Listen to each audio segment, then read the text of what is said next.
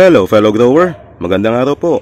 In this video, ang topic naman natin ay kung paano natin mababantayan ang ating mga lumalaking sili laban sa maaring maging sakit. At yan po, ang pagbabasehan natin ay yung kanilang mga dahon. Yung mga dahon kasi nila ang nagbibigay ng senyales kung ano yung kanilang nararanasan. So halimbawa itong isang ito, malusog yung kanyang mga dahon, wala rin siyang pangungulot, wala ring sira yung mga dahon niya. So itong isang ito, so far wala siyang problema. Ito namang isang ito, gaya ng nakikita mo, meron siyang scalding, yung parang nalalapnos yung kanyang dahon. Dalawang bagay po ang maaaring dahilan ng pagkakaganito ng kanyang dahon.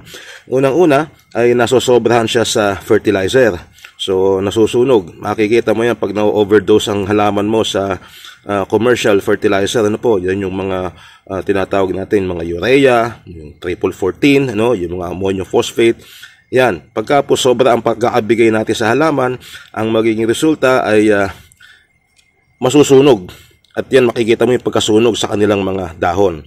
Ngayon, kung hindi naman sobra ang binibigay mo at yung ibang halaman mo naman ay okay, hindi nagkakaroon ng scalding, maayos yung kanilang paglaki, gaya ng mga yan.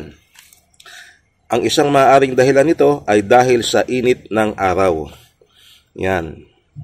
So dito kasi sa lugar ko, sementado yung paligid at pagka uminit yung araw ay talagang sobra. Maski itong ibang medyo malulusog na, pagka sobrang init ng araw ay nalalanta rin yung dahon nila.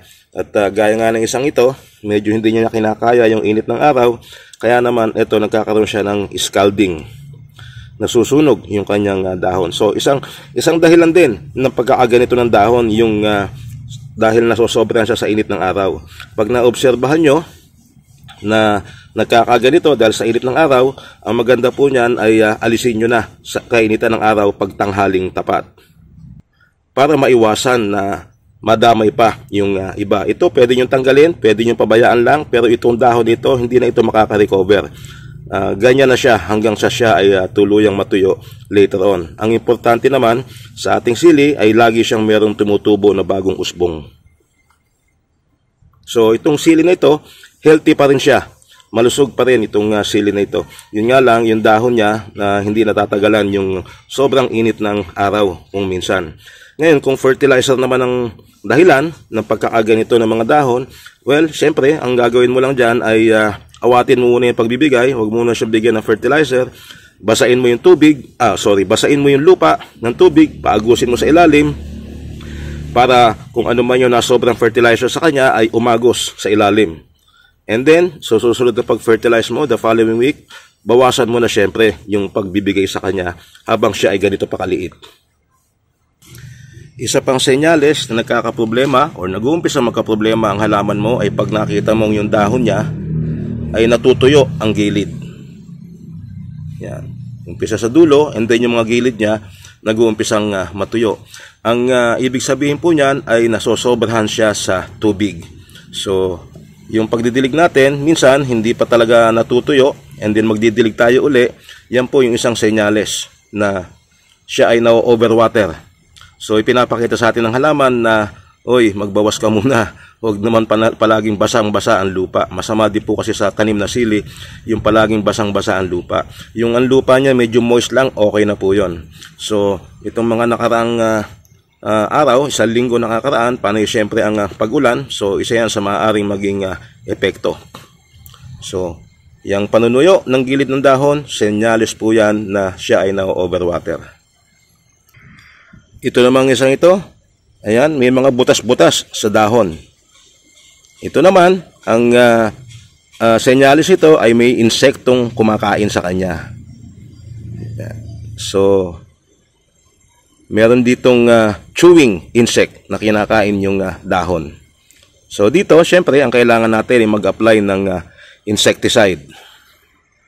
Yung klase ng insecticide na broad spectrum, kagaya ng 7 for chewing and sucking insects, pwede na pong i-apply sa ganito para makarecover siya. So dito merong mga ilang dahon na nasira niya. Ang importante, yung mga bagong lalabas ay hindi niya na masira. At itong ganitong klaseng madidelay lang siya ng konti sa paglaki niya dahil nasira nga yung mga dahon, pero buhay pa rin siya, makaka-recover pa rin basta't alagaan lang natin ng pag-spray ng insecticide, samahan na rin ng fungicide. Yung pag-spray natin ng insecticide at fungicide pwedeng ihalo sa foliar spray kung meron tayong ina-apply na foliar spray dito sa mga ganitong kalalaking sili. Ngayon, kung wala ka naman ginagamit na foliar spray, pwedeng yung insecticide and fungicide lang din ang gamitin. At pag nag-apply ka dito sa isang ito, idadamay mo na syempre lahat yan. Lahat na sila kailangan na applyan mo rin para siguradong yung insekto ay hindi makakalipat doon sa mga hindi pa apektado. Sa dahon mo rin syempre makikita kung sila ay may mga insekto. So yung pong dahon ng ating tanim, sila yung indicator kung sila ba ay malusog, sila ay nagkakaproblema, o sila ba ay may parasite. O lagaliin nating i-check, i-monitor yung mga dahon ng ating tanim para maiwasan yung kanilang pagkasira at maging mabilis yung kanilang paglaki, pati na yung pagbibigay ng bunga. Alright? Hanggang dito na lamang po. Maraming salamat sa panonood dito sa ating maikling video and hope to see you in my other videos. Bye-bye!